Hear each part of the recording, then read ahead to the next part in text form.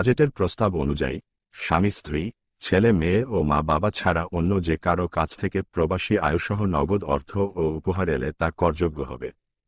এখন ঈদের মৌসুম, কোরবানির পশুর পাশাপাশি অন্য কেনাকাটাও চলছে। ধরুন, কারো ভাই কানাডা থেকে পরিবারের সদস্যদের জন্য জামাকাপড় সহ অন্যান্য উপহার কিনতে $500 পাঠালেন। ব্যাংক হিসাবে এই অর্থ এল, কিন্তু এই উপহার নিতে প্রাপককে মূল্য দিতে হবে, কারণ এই অর্থ তার আয় হিসেবে বিবেচিত হবে। এর ওপর কর দিতে হবে। এই কর হার সর্বোচ্চ 30%।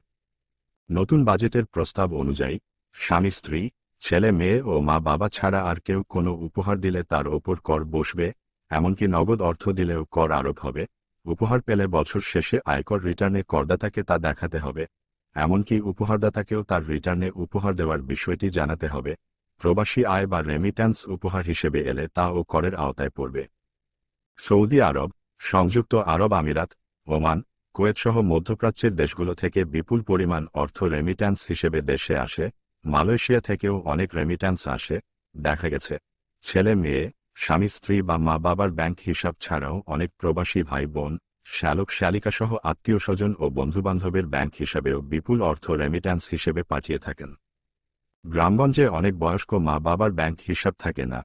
ছেলে মেয়ে নাবালক হয় কিংবা স্ত্রীও ব্যাংক হিসাব খোলেন না। ফলে প্রবাসী আয় পাঠানোর ক্ষেত্রে অনেক সময় ভরসা হয়ে দাঁড়ায় ভাইবোন বন্ধুবান্ধব সহ আত্মীয় স্বজনের ব্যাংক হিসাব। এ অর্থ বৈধ চ্যানেলেই আসে।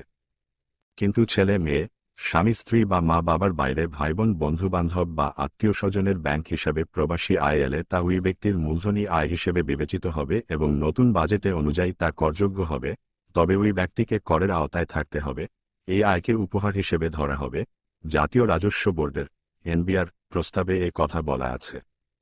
এ বিষয়ে বেসরকারি গবেষণা প্রতিষ্ঠানের পলিসি রিসার্চ ইনস্টিটিউটের পিআরআই নির্বাহীর পরিচালক আহসান এইচ মনসুর বলেন, প্রবাসী শ্রমিকেরা তাদের ভাই বোন বন্ধুবান্ধবের কাছে রেমিট্যান্স পাঠান।